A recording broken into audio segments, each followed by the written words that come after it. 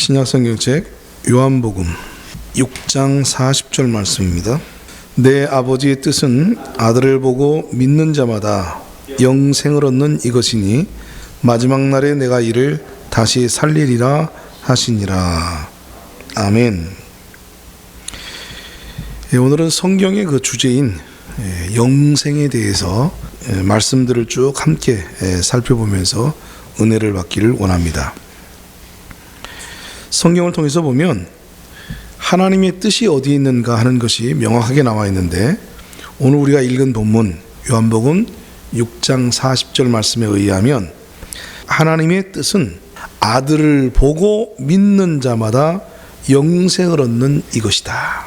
네, 아들을 보고 믿는 자마다 영생을 얻는 이것이 하나님의 뜻이라는 거죠.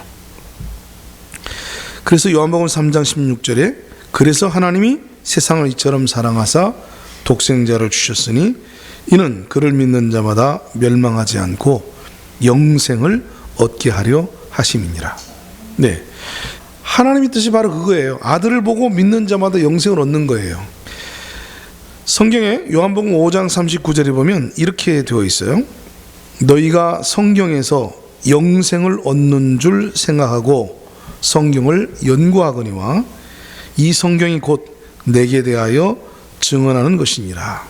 성경을 통해서 영생 얻는 길이 무엇이냐, 어떻게 하면 우리가 영생을 얻을 것이냐 하고 많이 연구하고 노력을 하고 있다는 거죠. 자, 그런데 이 성경이 누구에 대해서 증언하는 거예요? 예수 그리스도에 대해서 증언하고 있다는 거죠. 그러니까 신구약 성경책의 주인공은 예수 그리스도예요.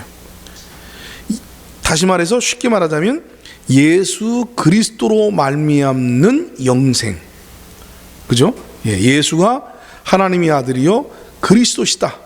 그래서 그를 믿는 자마다 무엇을 얻게 된다? 영생을 얻게 되어진다.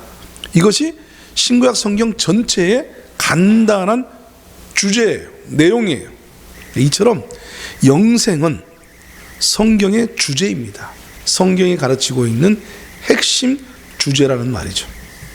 자, 그러면 우리가 예수를 믿음으로 인해서 얻는 이 영생이 도대체 무엇이냐 하는 거죠.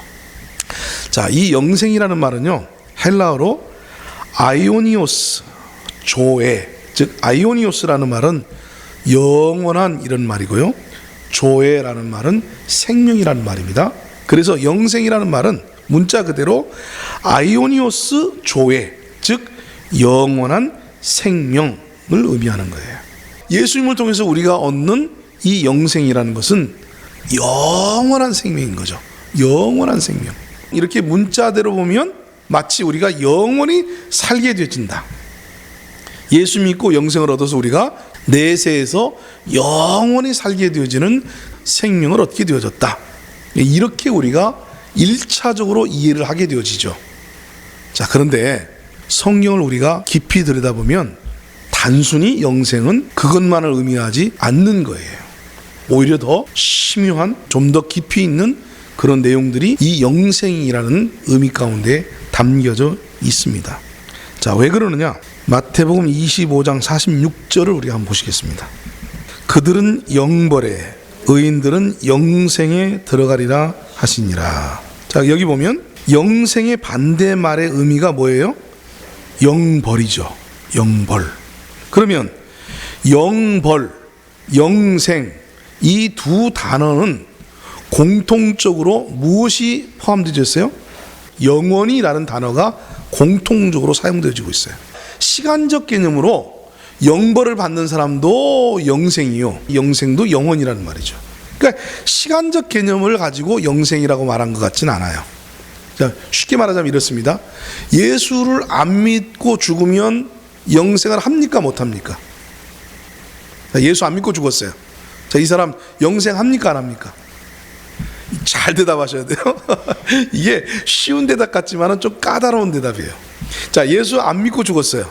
자, 이 사람 영생 합니까, 영생 못합니까? 자, 이게 대답이, 정확한 대답이 이래요.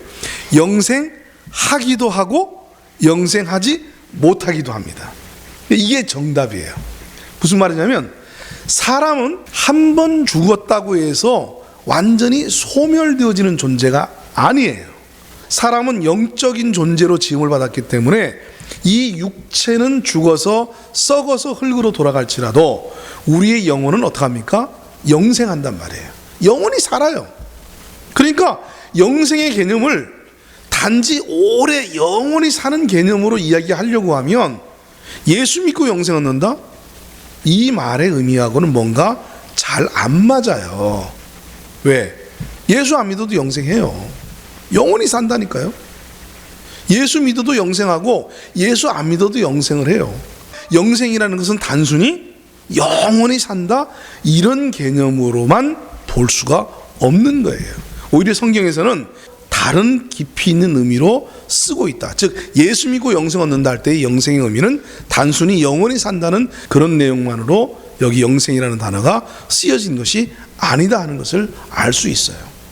천국에서 영원히 사느냐 지옥에서 영원히 사느냐 하는 질적 차이, 수준의 차이, 내용의 차이를 지칭하는 단어로서 여기 지금 영생이라는 단어가 쓰여지고 있구나 하는 것을 우리가 알 수 있게 되어지는 겁니다. 자, 그러면 이 영생이라는 말이 의미하는 바가 무엇이겠느냐 하는 것을 살펴보자는 말이죠.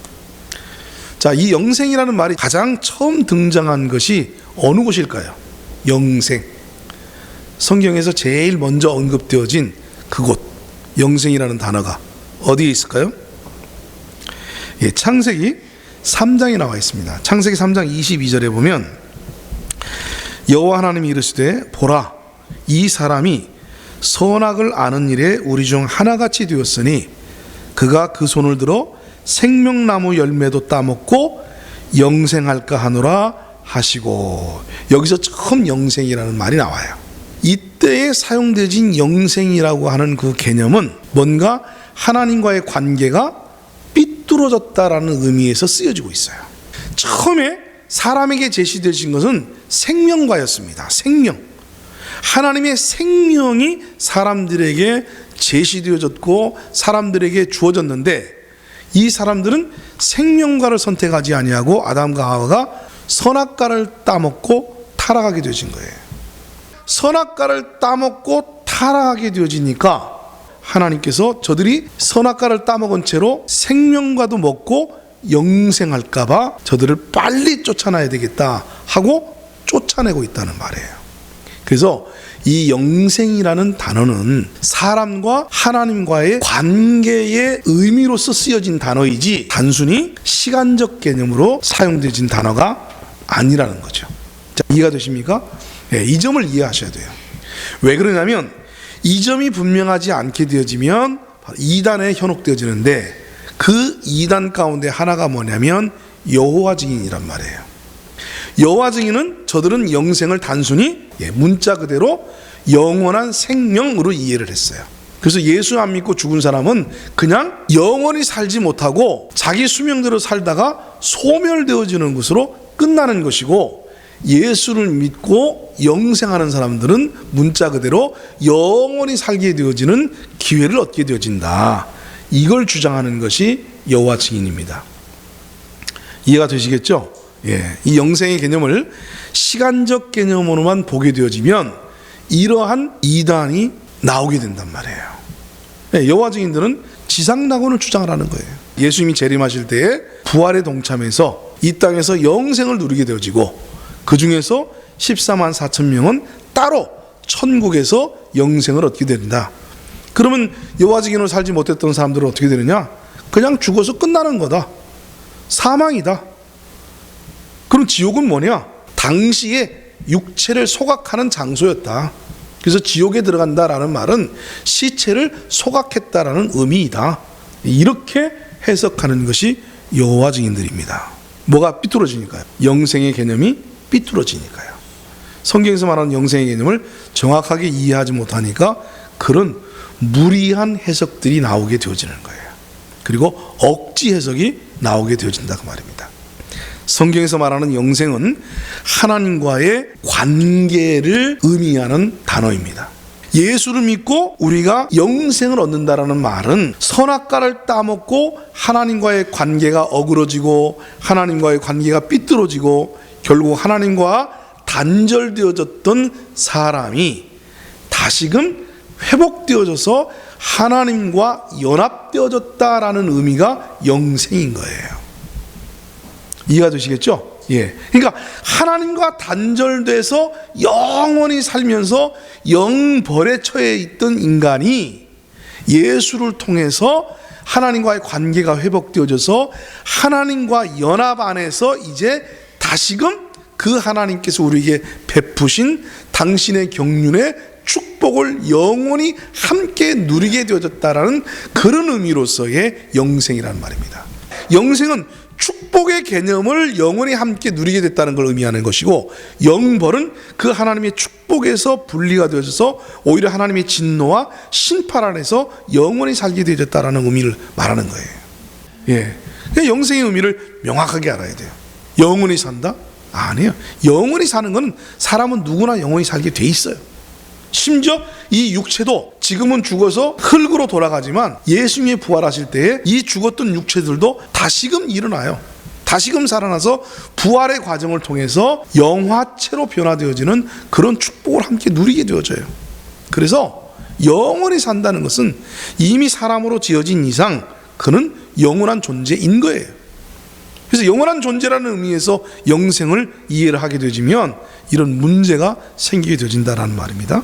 그래서 예수님을 통해서 얻은 영생은 하나님과의 관계가 회복되어져서 하나님과 연합되어져서 그리고 하나님이 우리에게 주시려고 하셨던 그 궁극적인 하나님의 축복을 우리가 영원히 누릴 수 있는 그런 존재가 되어지는 것, 이거를 영생이라 이렇게 말한다는 말입니다.